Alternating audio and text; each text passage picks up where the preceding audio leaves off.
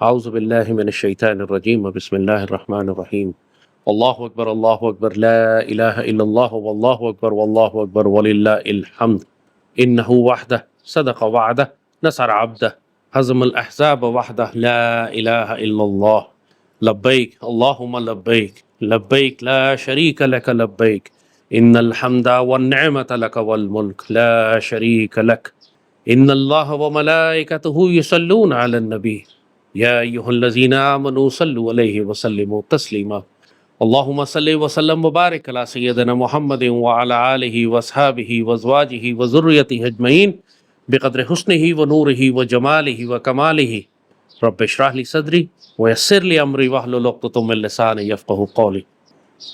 پاکستان کے مسلمانوں، کبھی اس پاکستان کو نقصان مت پہنچانا، اس کی ناقدری مت کرنا، اس کو تکلیف مت دینا، اس پر حملہ مت کرنا، اس کو گالی مت دینا، اس کو چھوڑ کر مت جانا۔ یہ پاکستان، یہ پاک سرزمین اللہ نے صرف تمہارے لیے مدینہ ثانی نہیں بنایا، اللہ نے اس کو صالح علیہ السلام کی اونٹنی کی مانند بھی بنایا ہے، اور اللہ نے اس پاکستان کو تمہارے لیے نوح علیہ السلام کی کشتی بھی بنایا ہے۔ یہ جس دور میں تم داخل ہو چکے ہو، پوری دنیا میں اب دجال کے فتنے بارش کے قطروں کی طرح مسلمانوں کے گھروں میں داخل ہو رہے ہیں۔ پوری دنیا میں تم دیکھتے نہیں ہو کہ کیا مسلمان دنیا میں تباہی مچائی گئی ہے اور مچائی جا رہی ہے۔ تمہاری آنکھوں کے سامنے تاریخ کا سب سے خوفناک قتل عام اور جینوسائیڈ ہو رہا ہے، اہل فلسطین کا، اہل شام کا۔ فلسطین شام کا حصہ ہے۔ جب بلاد الشام کے بارے میں جو بشارتیں سیدی رسول اللہ نے عطا فرمائی ہیں، وہ آج کا شام نہیں ہے، وہ سیدی رسول اللہ کے دور کا شام ہے، اور اس شام کے اندر فلسطین شامل ہے، اس شام میں لبنان شامل ہے، اس شام میں اردن شامل ہے، اور اس شام میں آج کا شام شامل ہے۔ یہ تو انگریزوں نے تقسیم کیے، بعد میں پہلی جنگ عظیم کے بعد ان کو 4-5 ملک بنا دیے، اور شام کی سرزمین فلسطین پر یہودیوں کو آباد کر دیا لا کر۔ کیا سیدی رسول اللہ نے یہ فرمایا نہیں تھا شام کے حوالے سے کہ جب شام میں تباہی مچے گی تو پھر اس کا مطلب ہے کہ تم لوگوں میں کوئی خیر باقی نہیں رہے گی؟ کیا شام کے بارے میں سیدی رسول اللہ نے بشارتیں نہیں فرمائیں؟ کیا یہ نہیں آگاہ کیا تم کو کہ وہاں پر جنگوں پہ جنگیں ہوں گی، آخری مارکے سرزمین شام پر لڑے جائیں گے، اور یہ جو جنگیں شروع ہوئی ہیں اب یہ آخری زمانے تک ختم نہیں ہوں گی، اور یہ جنگیں پوری مسلمان دنیا کو اپنی لپیٹ میں لے لیں گی۔ تمہاری آنکھوں کے سامنے یہ جنگ پھیلتی پھیلتی کہاں شام تو کہاں سے نکل کر عراق، پھر ایران اور خلیج میں داخل ہو چکی تھی، اور پاکستان پر دوسری جانب سے یہ ہندو مشرکوں کے ذریعے حملے کروا رہے تھے۔ یہ جو جنگوں کا سلسلہ شروع ہوا ہے اب یہ رکنے والا نہیں۔ میں دیکھتا ہوں پاکستان میں اللہ کے احسان فراموش، ناشکرے اور محسن کچھ لوگ اس پاک سرزمین کو گالی دے کر اس کو چھوڑ کر جانا چاہتے ہیں۔ استغفر اللہ العظیم۔ کسی مجبوری کے تحت تم کو پاکستان سے جانا پڑے، کوئی نوکری کرنی ہو، کوئی پڑھائی کرنی ہو، ضرور جاؤ، لیکن اپنا دل اور جگر اور اپنی جان تو پاکستان چھوڑ کر جاؤ۔ اس پاکستان کو گالی دے کے کیوں جاتے ہو؟ یہ کیوں کہتے ہو کہ اس نے ہمیں دیا کیا ہے، اس میں رکھا کیا ہے؟ پاکستان تو اس قابل ہی نہیں ہے کہ اس میں رہا جائے۔ یہ کفر کے کلمے اپنے منہ سے کیوں نکالتے ہو جب تم جانتے ہو یہ پاکستان سیدی رسول اللہ نے تم کو تحفے کے طور پر عطا فرمایا ہے؟ تم کو ایک واقعہ سناتے ہیں۔ میں مدینہ منورہ میں تھا، مسجد نبوی کے پاس ایک ہوٹل میں عمرے کی نیت سے وہاں پہنچا ہوا تھا، تو وہاں پہ اس ہوٹل میں پوری دنیا سے ظاہر ہے مسلمان آ کر ٹھہر رہے تھے، تو بھارت سے کچھ مسلمان آئے اور وہ آ کے ہمارے ساتھ اسی ہوٹل میں، اسی جگہ پہ ہم نیچے لابی میں بیٹھے ہوئے تھے، تو وہاں ہوٹل میں انٹرنیٹ کام نہیں کر رہا تھا، تو وہ سخت ناراض ہوئے تھے وہ بھارتی مسلمان، اور ایک نے بڑے غصے سے نعوذ باللہ مدینہ شریف کو گالی دے دی کہ یہ کیسا شہر ہے کہ یہاں انٹرنیٹ کام نہیں کرتا۔ میری روح کانپ گئی، میرا وجود کانپ گیا۔ استغفر اللہ۔ میں نے کہا یہ اللہ کے بندے، تم جانتے نہیں ہو کہ تم اس وقت کہاں بیٹھے ہو؟ تمہیں جانتے نہیں کہ تمہارے سامنے گنبد خضرا ہے؟ تم جانتے نہیں کہ یہ مدینۃ الرسول ہے؟ تم جانتے نہیں کہ یہ مدینۃ المنورہ ہے؟ تم جانتے نہیں کہ یہ انبیاء، صحابہ کرام اور اولیاء کی سرزمین ہے؟ تم جانتے نہیں کہ کتنی بابرکت جگہ تم بیٹھے ہو، اور صرف اس لیے کہ تمہارا انٹرنیٹ کام نہیں کرتا تم نے پورے مدینہ شریف کو گالی دے دی۔ یہ ہے وہ ظلم جو انسان اپنی جانوں پر کرتا ہے، جسے قرآن نے کہا کہ سیدی رسول اللہ کے آگے اپنی آواز اونچی نہ کرو، کہیں تمہارے اعمال ضائع نہ ہو جائیں اور تم کو پتہ بھی نہ چلے۔ یہ ہے وہ گستاخی۔ آواز اونچی کرنے کا مطلب صرف یہ نہیں ہے کہ تم چیخیں مارو، آواز اونچی کرنے کا یہ بھی مطلب ہے کہ جو فیصلہ سیدی رسول اللہ نے فرما دیا ہے تم اس کو قبول کرنے سے انکار کرو، تم اس کو رد کرو، تم اس پر غصے کا اظہار کرو، تم اس کی گستاخی کرو، اس کی بے ادبی کرو، سیدی رسول اللہ کے تحفے کی قدر نہ کرو۔ یہ بھی سیدی رسول اللہ سے آوازیں بلند کرنے والی بات، اور انسان نہ چاہتے ہوئے بھی قرآن نے یہی فرمایا کہ تمہارے اعمال ضائع ہو جائیں گے، تم کو پتہ بھی نہیں چلے گا۔ انسان ساری عمر یہ سمجھتا رہے گا کہ میں بڑے اچھے نیک اعمال کر رہا ہوں، لیکن کیونکہ اس نے سیدی رسول اللہ کے مدینے کی، سیدی رسول اللہ کی احکامات کی، سیدی رسول اللہ جس سے محبت کرتے ہیں، تم نے اس کی توہین کی، اس کی رسوائی کی، اس کی بے عزتی کی، اس پر حملہ کیا، اس کو گالی دی، تمہارے اعمال ضائع ہو جائیں گے، تم کو پتہ بھی نہیں چلے گا۔ یہ پاکستان بھی سیدی رسول اللہ کا تحفہ ہے۔ کیا تم جانتے نہیں ہو کہ کس طرح سیدی رسول اللہ نے اپنی نگرانی سے یہ پاکستان تعمیر کروایا؟ کس طرح قائد اعظم کو ہدایت دی؟ کس طرح اس وقت کے علماء اور بزرگوں کے خواب میں آپ تشریف لائے اور آپ نے حکم دیا کہ اس پاکستان کی حمایت کرو؟ کس طرح آپ نے خان و قلات کو حکم دیا کہ پاکستان بن رہا ہے، اس کے ساتھ شامل ہو جاؤ؟ کس طرح جب بھی پاکستان پر کوئی مشکل آتی ہے، کیا اہل نظر، صاحب بصیرت، اولیاء اللہ اور صاحب معرفت لوگوں نے یہ باتیں تم کو نہیں بتائیں کہ کس طرح روحانی دنیا میں ہلچل مچ جاتی ہے؟ سیدی رسول اللہ اصحاب بدر کے ساتھ خود تشریف لاتے ہیں اس پاک سرزمین کی حفاظت کرنے کے لیے۔ کیا بابوں نے تم کو یہ نہیں بتایا کہ یہ پاکستان اس لیے قیمتی ہے، اس لیے بنایا گیا ہے کہ پوری امت مسلمہ کی تقدیر اس پاکستان پر ڈیپینڈ کر رہی ہے؟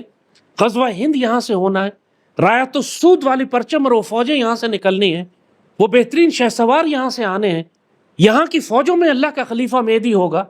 یہ وہ فوجیں ہیں جو نکلیں گی تو پھر فلسطین کو آزاد کرائیں گی، جا کے بیت المقدس شریف پہ رایت السود کو نصب کریں گی۔ کیا یہ باتیں تم کو بتائی نہیں گئی؟ پھر اس پاک سرزمین کو تم کیوں گالی دیتے ہو؟ اس کو چھوڑ کر کیوں جاتے ہو؟ کیا تم یہ سمجھتے ہو کہ یورپ اور امریکہ جانے سے تمہارے نصیب بہتر ہو جائیں گے؟ کیا تم یہ سمجھتے ہو کہ دنیا اور آخرت کی کامیابی تم کو نصیب ہوگی اگر اس پاک سرزمین کو چھوڑ کر تم کفار کے درمیان جا کے رہنا شروع کر دو؟ تو سن لو پھر اچھی طرح کہ یورپ اور امریکہ بھی اب تباہ ہونے جا رہے ہیں۔ اب تمہارے لیے کوئی پناہ گاہ نہیں ہے اس دنیا میں سوائے اس پاک سرزمین کے۔ یہی نوح علیہ السلام کی کشتی بھی ہے جو اللہ نے تمہارے لیے بھیجی ہے۔ جب نوح علیہ السلام نے اپنے بیٹے سے کہا کہ آؤ میری کشتی میں سوار ہو جاؤ، اس کو بڑا تکبر تھا، نبی کا بیٹا تھا، تکبر تھا اس کو، کافر تھا، نہ باپ کو نہیں مانتا تھا، کہتا ہے میں پہاڑ پر چڑھ جاؤں گا، میں بچ جاؤں گا، میں آپ کی کشتی چھوڑ کے جاؤں گا، کشتی میں نہیں سوار ہوں گا، جو بھی عذاب آئے میں بچ جاؤں گا، چونکہ مجھے پتا ہے میں زیادہ سمجھدار ہوں، میں اس کشتی کو چھوڑ کر جاؤں گا اور میں ایسی جگہ پہنچ جاؤں گا پہاڑ پر کہ جہاں یہ سمندر کی لہریں مجھے ہاتھ نہیں لگا سکیں گی۔ اللہ نے فرمایا کہ اب جب کہ میرا عذاب آ چکا ہے، قرآن کے الفاظ ہیں، اب کوئی پناہ گاہ نہیں ہے سوائے نوح علیہ السلام کی کشتی کے، اور جو اس کشتی میں سوار نہ ہوا وہ ہلاک ہوا۔ پوری دنیا میں اب تباہیاں آنے والی ہیں۔ وہ جنگیں جو مسلمان ملکوں، تمہارے خیال میں جو یورپ اور یوکرین میں جنگ ہو رہی ہے، وہ باقی یورپ کو نہیں جلائے گی؟ تھوڑے دنوں کی بات ہے، تم اپنی آنکھوں سے دیکھو گے یہ سب کچھ۔ 1950 اور 1960 کی دہائی میں ہزاروں لاکھوں پاکستانی یہاں سے یورپ چلے گئے، انگلستان جا کے آباد ہو گئے۔ یہ منگلہ ڈیم بھی بن رہا تھا اور لوگوں کو ویزے بھی آسانی سے مل رہے تھے۔ انگریزوں کو دوسری جنگ عظیم کے بعد مزدوروں کی ضرورت تھی، یہاں سے ہزاروں لاکھوں پاکستانیوں نے ویزے لگائے، یورپ چلے گئے۔ تاریخ اسلام میں کبھی بھی نہیں ہوا ہے 1400 سال میں کہ مسلمانوں نے دارالاسلام کو چھوڑ کر دارالکفر کی جانب ہجرت کی۔ ہمیشہ دارالکفر سے ہجرت ہوتی تھی دارالاسلام کی جانب، ہمیشہ ہجرت ہوتی تھی مکہ کے بت کدے سے مدینے کی اسلامی ریاست کی جانب۔ 1400 سال کی اسلامی تاریخ میں مسلمانوں نے کبھی نہیں کیا۔ یہ عذاب 20ویں صدی میں، پچھلی صدی میں مسلمانوں پر آنا شروع ہوا کہ مسلمان اپنی مرضی سے لاکھوں کی تعداد میں مسلمان ممالک کو چھوڑ کر کفر کے ممالک میں جا کر آباد ہونا شروع ہو گئے۔ کیا تمہیں معلوم نہیں تھا کہ کتنی سخت وعید ہے اس بات پر کہ تم دارالاسلام چھوڑ کر، مسلمانوں کے ممالک چھوڑ کر کفر میں جا کر آباد مت ہو، ورنہ اللہ تمہارا شمار انہی میں کرنا شروع کر دے گا۔ نتیجہ کیا ہوا؟ وہ عذاب اس وقت لوگوں کو بہت اچھا لگ رہا تھا کہ انگلینڈ میں اور یورپ میں جا کے آباد ہو رہے ہیں۔ 50-60 کی دہائی گزری، 70-80-90 کی دہائی آئی، پھر اس کے بعد آپ کی جنریشن اب ان کی تیسری جنریشن پیدا ہو گئی ہے، اور وہاں رہنے والے مسلمان مجھے بتاتے ہیں کہ ہمارے لیے سب سے بڑا عذاب یہ ہے کہ اپنے بچوں کو مسلمان کیسے رکھیں، اپنے بچے اور بچیوں کو پاک کیسے رکھیں۔ یہ تیسری نسل ان کی دین بھی چھوڑ چکی ہے، اخلاق اور آداب بھی چھوڑ چکی ہے، شرم اور حیا بھی چھوڑ چکی ہے۔ مسلمان بچیاں کافروں سے شادیاں کرتی ہیں، دین اسلام کا کسی کو معلوم نہیں، اکا دکا کوئی خوش نصیب ہوگا تو جو دین سنبھال کے رکھے ہوئے، ورنہ مسلمان بچیاں بھی بدکار، مسلمان لڑکے بھی بدکار۔ ہر قسم کا وہ گناہ جو اس معاشرے میں قائم ہے، یہ تیسری نسل جو وہاں پیدا ہوئی ہے، انہی کے اسکولوں میں پڑھی بڑھی ہے، اسی معاشرے میں اٹھی ہے، اس کا انجام اب یہ ہو گیا۔ وہ جو 50-60 کی دہائی میں جو گئے تھے، ان کی تیسری نسل اب کافر اور مرتد ہو چکی ہے۔ جو مسلمان تھے ان کی اگلی نسلوں کا یہ حال ہوا ہے۔ اب اگر یورپ میں اسلام پھیل رہا ہے تو وہ کافر ہیں جو مسلمان ہو رہے ہیں، وہ کافر ہیں کہ جو غزہ کے مسلمانوں کی قربانیاں دیکھ کر اب اسلام قبول کر رہے ہیں، یا مغربی تہذیب کی مادیت اور اس کا کفر اور اس کا ظلم اور اس کی فحاشی اور بدکاری دیکھ کر مسلمان ہو رہے ہیں۔ لیکن جو مسلمان جا کر وہاں آباد ہوئے تھے، چاہے وہ نارتھ افریقہ کے ہوں، الجیریا کے ہوں، موراکو کے ہوں، مصر کے ہوں، یا پاک و ہند کے ہوں، جو مسلمانوں نے اپنی مرضی سے کفر کے علاقے منتخب کیے، دارالکفر میں جا کر رہے، یہ بڑی بھاری قیمت انہوں نے ادا کی، اور کیا خسارہ اٹھایا کہ اب آنے والی نسلیں ان کی اسلام چھوڑ چکی ہیں، ایمان چھوڑ چکی ہیں۔ اللہ ماشاءاللہ چند ایک شاید بچے ہوں اللہ کے فضل سے۔ یہ جس پاک سرزمین کو تم دیکھتے ہو چاروں طرف سے لوگ حملہ کر کے اس نوح علیہ السلام کی کشتی میں سوراخ کرنا چاہتے ہیں، کہیں قومیت کے زبان پہ، کہیں لسانیت پہ، کہیں فرقہ واریت پہ، کہیں ملک توڑنے کی بنیاد پر، کہیں بلوچستان لبریشن آرمی تو کہیں پختون تحفظ موومنٹ، یہ سب کافر اور مرتد لوگ ہیں۔ اسلام کے مقابلے پر جس نے حمیت جاہلیہ کا پرچم بلند کیا، نہ اس کا سیدی رسول اللہ سے کوئی تعلق ہے، نہ اس کا سیدی کی امت سے کوئی تعلق ہے، نہ اس پاک سرزمین سے کوئی تعلق ہے۔ پاکستان کے حکمران صرف یہی نہیں ہے کہ تم پاکستان توڑنے کے لیے پاکستان پر جہنم کے کتوں اور خوارج کی طرح حملے کرو۔ جس کو پاکستان کی ذمہ داری دی گئی ہے، پاکستان کی امانت جس کے حوالے کی گئی ہے، اس نے اگر اس امانت سے خیانت بھی کی تو یہ نوح علیہ السلام کی کشتی میں سوراخ کرنے والی بات ہے، یہ صالح علیہ السلام کی اونٹنی کو زخمی کرنے والی بات ہے۔ کل پرسوں میں خبروں میں دیکھ رہا تھا کہ کوہستان کا صرف کوئی ٹھیکیدار تھا سرکاری، 50-60 ارب روپیہ نکلا اس کے گھر سے، کیا گاڑیاں تو فورن کرنسی تو نوٹ تو کیش، استغفر اللہ، یہ ایک ٹھیکیدار ہے، 50-60 ارب روپیہ نکلا اس کے پاس سے۔ یہ جو خیانت اس نے کی اس سیدی رسول اللہ کے پاک سرزمین کے ساتھ، وہ جو حکمران پی ٹی آئی، ساری پی ٹی آئی کے حکمران ملے ہوئے اس کے ساتھ اس کام میں، یہ جو بدبخت آئے تھے اس نام پر کہ ہم عدل اور انصاف کریں گے اور ایماندار لوگ لے کر آئیں گے، ان سے بڑا بدکار کوئی نہیں نکلا پاکستان کو نقصان پہنچانے میں۔ کہاں انہوں نے نقصان نہیں پہنچایا، کہاں خیانت یا جہنم کے کتوں کو لا کر آباد کرنا، یا کشمیر فروخت کرنا، یا پاکستان کا اسٹیٹ بینک فروخت کرنا، یا ریکوڈیک کا سونا فروخت کرنا اپنے سسرالی یہودیوں کو، کون سی جگہ ہے جو ان ناپاک لوگوں نے پاکستان کو نقصان نہ پہنچایا؟ اور یہ سارے حکمران جو سندھ پر حکمران ہیں وہ اس سے بڑے بدکار ہیں۔ پچھلے 30-40 سال سے سندھ کے حاکم ہیں، سونے کی چڑیا ان کو اللہ نے دی ہوئی ہے، وہاں پر اس کا حق ادا کرنے کے بجائے حرام خوروں نے حد پار کر دی ہے لوٹنے کی پاکستان کو۔ جو حال کیا ہے کراچی کا، پورے پاکستان میں ساری سیاسی جماعتوں کا یہ حال ہے۔ یہ سارے وہ ظالم بدکار ہیں جنہوں نے اپنی زندگیوں کے اعمال ضائع کروا لیے کیونکہ انہوں نے مدینہ ثانی کو نقصان پہنچایا، صالح علیہ السلام کی اونٹنی کو زخمی کیا، نوح علیہ السلام کی کشتی میں سوراخ کیا، پوری سیدی رسول اللہ کی امت کو تکلیف پہنچائی۔ تکلیف پہنچانا صرف یہ نہیں ہے کہ تم گولیاں چلاؤ، تکلیف پہنچانا صرف یہ نہیں ہے کہ تم میڈیا میں پاکستان کو گالی دو۔ جو پاکستان کی امانت تمہارے حوالے کی گئی تھی، تم نے اس میں خیانت کی، تم نے نااہل اور کمینے لوگوں کو مسلط کیا۔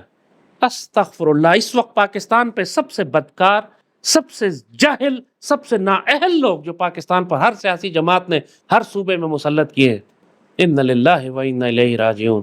کیا ان کا خیال ہے اللہ ان سے یہ سوال نہیں کرے گا؟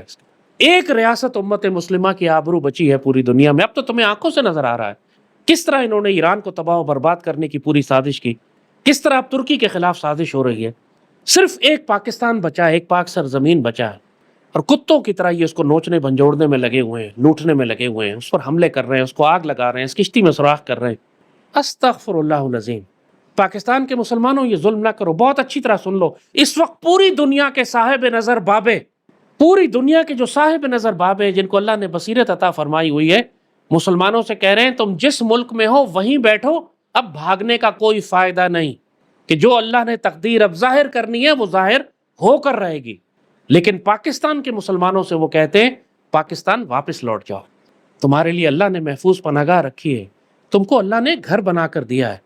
اتنے شہداء کے سائے میں یہ جو پاک سرزمین بنی ہے، پوری کائنات کے صاحب نظر بابوں کی، اولیاء اللہ کی، سیدی رسول اللہ کی اور آپ کے ملائکہ کی، سب کی نگاہیں اس پاک سرزمین پر ہیں۔ اس سے بہت بڑی ڈیوٹی لی جانی ہے۔ اس ہندوستانی مسلمانوں کی طرح نہ کر دینا کہ صرف انٹرنیٹ کی تار خراب تھی تو پورے مدینہ منورہ کو گالی دے دی، نعوذ باللہ۔ ہے پاکستان میں مشکلات ہیں، پریشانیاں ہیں، نظام ٹھیک ہونے والا ہے، سڑکیں بھی ٹوٹی ہوئی ہیں، بجلی پانی گیس کا مسئلہ بھی ہوتا ہے، पुलिस भी ज्यादती करती है, दहशतगर्दी भी है, मगर इस पाकिस्तान को कभी गाली मत देना, कभी इसको छोड़कर मत जाना। सिर्फ इसलिए कि इंटरनेट की तार खराब है तुम पाकिस्तान को गाली दे दोगे? सिर्फ इसलिए कि यहाँ पे सड़कें तुम्हें ठीक नहीं मिलती या बिजली का तुम्हें लोड शेडिंग होती है? तुम वो कीमत भी देखो जो तुम अदा करोगे पाकिस्तान छोड़कर जाने की। दुनिया और आखिर, पहले तो दुनिया और आखिरत तबाह करवाओगे अगर इस पाक सरजमीन को गाली देकर गए तो। और दूसरा, ज़ाहिरी तौर पर दुनिया का चंद दिन का तुम्हें आराम मिल भी गया तो तुम्हारी आने वाली नस्लें काफिर हो जाएंगी, मुर्तिद हो जाएंगी। उनको स्कूलों में वो कुछ पढ़ाया जाएगा जो हमारे दीन इस्लाम के खिलाफ है। और फिर अगर तुम कुछ अरसा बच भी गए तो आने वाले थोड़े अरसे में यूरोप और अमेरिका भी तबाह हो जाएगा। जंगें भी होंगी, आलमी जंगें भी होंगी, खाना जंगी भी होगी, वहाँ पे जो माशी तबाही भी आएगी। जो कुछ होने जा रहा है तुम्हारे ख्वाब ख्याल से बाहर है। इस फ़कीर ने हमेशा तुमको वक्त से पहले नसीहत की है। जो बदनसीब थे वो मजाक उड़ा रहे थे। जब ये कोरोना की वैक्सीन लगना शुरू हुई हमने उस वक्त कहा था मत लगवाना। दुनिया ने मजाक उड़ाया। आप कौन से डॉक्टर हैं? दुनिया के बड़े बड़े doctor, world health organisation, doctor Fauci, United Nations, हुकूमत वक्त, ये सब कह रहे हैं कि वैक्सीन सेफ है, लगवानी चाहिए, ज़रूरी है, कोरोना बहुत ख़तरनाक बीमारी है। हम बताते रहे, लाखों लोगों ने हमारी बात सुनी, उन्होंने वैक्सीन नहीं लगवाई। वैक्सीन तो नहीं था, जहर था, उन्होंने नहीं लगवाई। लोग एतराज़ करते रहे, आप कोई डॉक्टर तो नहीं है, बड़े बड़े डॉक्टर चुप क्यों हैं? मैंने कहा मुझे ये सब बातें नहीं मालूम। मुझे जो बात अल्लाह ने बताई है वो ये कि जिसने ये जहर लगवाया वो अपना नुकसान करेगा, वो हलाकत में अपने आप को डालेगा। और ये यहूदियों और दुश्मनों की तरफ से साजिश है दुनिया की आबादी कम करने और मुसलमानों को हलाक करने की। जिसने हमारी बात मान ली वो खैर में रहा, जिसने हमारी बात नहीं मानी आज रोता पिटता हमें मैसेज करता है, अब मुझे बताएं, मैंने लगवा ली, मेरा जिस्म गल गया, अंदर से सड़ गया, मुझे ये बीमारियां लग गई, मैं किस तरह इस जहर को अपने अंदर से निकालूं। हम उससे पहला सवाल ये करते हैं कि हमारी बात पे एतबार क्यों नहीं किया था तुमने। यही बात हम पाकिस्तान छोड़कर जाने वालों से कहते हैं। लोग 50-50 लाख रुपया दे रहे हैं वीज़ा लगवाने के लिए एजेंट्स के पास, मुल्क छोड़कर जाने के लिए। अल्लाह के बंदो, इतने पैसे में तो तुम पाकिस्तान में इतना कारोबार डाल सकते हो, तुम इतना कुछ काम शुरू कर सकते हो उस पाकिस्तान में। इतने पैसे दे के पाकिस्तान छोड़कर जाओगे और ये इस नीयत से कि वापस कभी नहीं आना हमने, और एक दफ़ा वहाँ पहुँच के इलीगल हो जाओगे तुम, वहाँ जाके तुम गायब हो जाओगे, छुप जाओगे, ना तुम्हारा पासपोर्ट होगा, तुम इस आसरे पे बैठे हुए कि वो तुम्हें नेशनलिटी दे देंगे कुछ अरसे के बाद। अमेरिका में अभी 1 करोड़ से ज़ायद इलीगल दाखिल हुए हैं साउथ अमेरिका से, मैक्सिको से क्रॉस करके, और ट्रंप जो है वो उन सारों को निकालना चाहता है। पूरे अमेरिका में छापे पड़ रहे हैं, इलीगल्स को पकड़ पकड़ के गिरफ्तार करके बाहर फेंका जा रहा है। वहाँ यूरोप में खाना जंगियाँ हो रही हैं, पूरे यूरोप के बड़े बड़े शहरों में जो बाहर से इलीगल्स आए हुए हैं उनकी तादाद मकामी आबादी से ज़्यादा हो चुकी है। ना वहाँ नौकरियाँ हैं, ना वहाँ पे वो कारोबार के वो मौके हैं जो आज से 50 साल पहले हुआ करते थे। अब तुम सिर्फ जहन्नुम में जा रहे हो इतने पैसे खर्च करके। तुम्हारी मर्जी है, जाना चाहते हो शौक से जाओ, हमारा काम तुम्हें नसीहत करना था, कर दी, ना मानो ना मानो। लेकिन अगर तुमने जाना भी है ना तो अपने लिए वापसी का दरवाज़ा खोला रखना। वो ये कि जाते हुए अपना दिल, अपना जिगर, अपनी मोहब्बत पाकिस्तान के लिए छोड़ कर जाना, गाली देकर मत जाना, वरना तुम्हारे सारे रास्ते बंद कर दिए जाएंगे, तुम्हें वापस नहीं आने दिया जाएगा, तुमको पाकिस्तान की मट्टी नसीब नहीं होगी।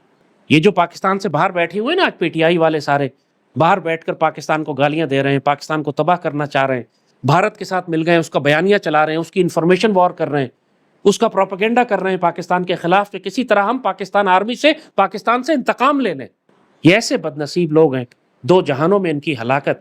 इनको पाकिस्तान की मट्टी नसीब नहीं होगी दफन होने के लिए। वो रोते थे ना बहादुर शाह जफर कि जब उनको निकाल कर रंगून भेज दिया, बर्मा भेज दिया गया हिंदुस्तान से निकाल कर, तो रोता था वहां पे वो बैठ के, कितना तो बदनसीब है जफर कि दफन के लिए 2 गज जमीन भी ना मिली कुएं यार में। क्या ए जफर, तू कितना बदनसीब है कि तुझे दफन होने के लिए अपने महबूबों की, अपने आबाओ अजदाद की जमीन, मुल्क में 2 गज जमीन भी ना मिली। हुक्मरान हिंद हुआ करता था, शहनशाह हिंद था, लेकिन जब नाशुक्री की, एहसान फरामोशी की, अल्लाह के अहकामात पूरे न किए, तो ऐसा जलील करके निकाला गया कि बर्मा में जाके अकेले तन्हाई में एक अंग्रेज डिप्टी कमिश्नर के गिराज में मरा, और मरते हुए ये शेर कहता है कि कितना बदनसीब है तू जफर कि दफन के लिए 2 गज जमीन भी ना मिली कुएं यार में।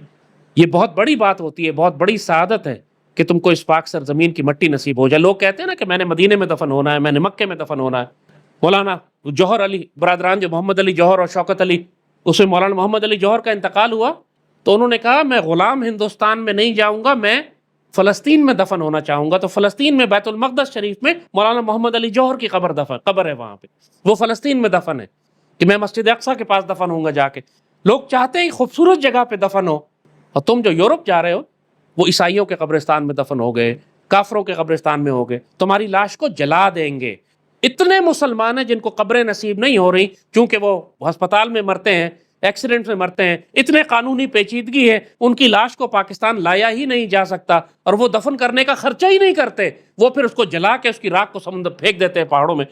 یہ تمہارا انجام ہوگا، کیونکہ وہ خرچہ کرتے ہی نہیں، وہاں قبر کا خرچہ ہی لاکھوں ڈالر میں آ جاتا ہے، لاکھوں روپے میں آ جاتا ہے۔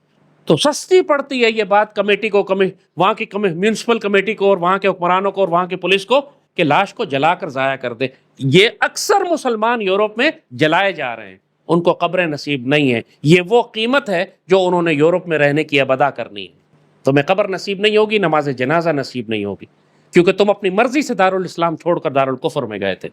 یہ بات بہت اچھی طرح سمجھ لینا اور جان لینا۔ جو بھی پاکستان کو نقصان پہنچا رہا ہے، چاہے وہ ظاہری طور پر اس ٹھیکیدار کی طرح 50 ارب روپیہ اپنے گھر میں جمع کر لے، وہ صرف جہنم کی آگ ہے۔ الہاکم التکاثر حتی زرتم المقابر، تم کو غفلت میں رکھا کثرت کی ہوس نے حتیٰ کہ تم قبروں میں پہنچ گئے۔ یہ کثرت کی ہوس ہی ہے تمہاری کہ تم 50 لاکھ روپیہ دے کر یورپ جا رہے ہو اللیگل، اور وہاں جا کے تم کافروں کی موت مرو گے، تمہیں کوئی دفن کرنے والا نہیں ہوگا۔ مسلمانوں کی، پاکستانیوں کی حالت دیکھیں، کوئی سمندر میں ڈوب کے مر رہا ہے، کوئی کشتی سے گر کے مر رہا ہے، ہر روز خبر آتی ہے ایک سینکڑوں ہزاروں کی تعداد میں لوگ سمندر پار کرنے کی کوشش کر رہے ہیں اور اس میں ہزاروں مارے جاتے ہیں، ڈوب کے مرتے ہیں۔ ایک ایک گاؤں، ایک ایک علاقے سے پاکستان کے 30 40 نوجوان ایک ساتھ ڈوب جاتے ہیں۔ وہ بدبختوں، اکٹھے مل کر کوئی تم ڈیری فارم بھی کھول لیتے تو اللہ تجھے برکت دے دیتا، یہاں پہ تو کھیتی باڑی کر لیتے، اللہ تم لوگوں کو برکت دے دیتا۔ یہ کس طرح تم نے کتے کی زندگی گزاری، کتے کی موت مرے سمندر میں ڈوب کے، نہ جنازہ نصیب ہوا، شارک مچھلیوں نے تجھے کھا لیا، کوئی تیری لاش پوچھنے والا نہیں، اور جو لاش نکلی اس کو جلا دیا ان لوگوں نے، دفن بھی نہیں کیا۔ کیا فائدہ؟ اس پاک سرزمین کو چھوڑ کے جا رہے تھے نا، یہ پاک سرزمین تمہیں پسند نہیں تھا، یہ انجام تمہارا اللہ نے آگے رکھا تھا۔ تو بہت اچھی طرح سمجھ لو، جو تکلیفیں اس پاکستان میں ہوتی ہیں تمہیں، ان کو صبر کے ساتھ گزارا کرو، تمہیں آنے والے وقت میں نظر آ جائے گا پوری دنیا میں تمہارے پاس کوئی پناہ گاہ نہیں ہوگی سوائے پاکستان کے۔ اس نصیحت کو بہت اچھی طرح سن لو، سمجھ لو، اپنے پلو سے باندھ لو، کبھی اس کو فراموش نہ کرنا۔ کچھ بھی ہو جائے اس پاک سرزمین کو تکلیف نہ دینا، کچھ بھی ہو جائے اس کو گالی مت دینا، کچھ بھی ہو جائے اس پر حملہ نہ کرنا، ورنہ تم سیدی رسول اللہ کے اتنے بڑے گستاخ ہو جاؤ گے، ان کے تحفے کی اتنی بڑی توہین کرو گے کہ تم کو پتہ بھی نہیں چلے گا اور تمہارے اعمال ضائع ہو جائیں گے۔ اس پاک سرزمین کی حفاظت کرنے والا مجاہد ہے، اس پاک سرزمین کے لیے دعا کرنے والا اللہ کا ولی اور درویش ہے، اس پاک سرزمین کو، اس کی آبرو کی حفاظت کرنے والا، اس کی آبرو کی حفاظت اللہ، اس کے رسول صلی اللہ علیہ وآلہ وسلم فرماتے ہیں۔ اس پاک سرزمین کے پردے رکھنے والے کے پردے اللہ رکھے گا۔ یہ پاکستان چھوٹی چیز نہیں ہے، بہت بڑی چیز ہے، بہت ہی بڑی چیز ہے۔ جیسے کہا نا، بزرگوں نے مثال دی کہ صالح علیہ السلام کی اونٹنی کی طرح ہے، اور بابوں نے کہا کہ یہ نوح علیہ السلام کی کشتی کی طرح ہے۔ تمہاری پناہ گاہ بھی ہے اور تمہارے لیے نشانی بھی، تمہارے لیے خوشخبری بھی۔ کبھی اس کی ناقدری نہ کرنا، ورنہ اللہ تمہاری ناقدری کرے گا، اللہ تمہیں اٹھا کے رسوا کرے گا، اللہ تمہیں ذلیل کرے گا، اور پھر اگر اللہ جس کو ذلیل کر دے پھر دنیا میں اس کے لیے کوئی پناہ گاہ نہیں ہے۔ اللہم صلی وسلم مبارک علی سیدنا محمد وعلی آلہ وصحبہ وسلم۔